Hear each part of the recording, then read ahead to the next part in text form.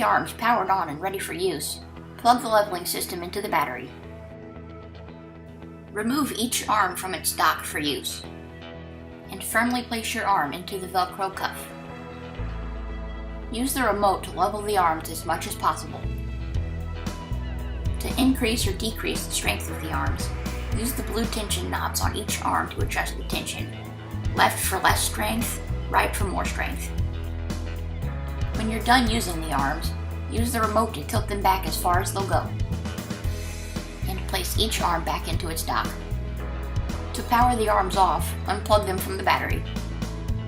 When needed, charge the arms with the included charger. To remove the arms from the wheelchair, firmly hold onto the arm to prevent it from springing up, and pull the locking pin out to remove the arm.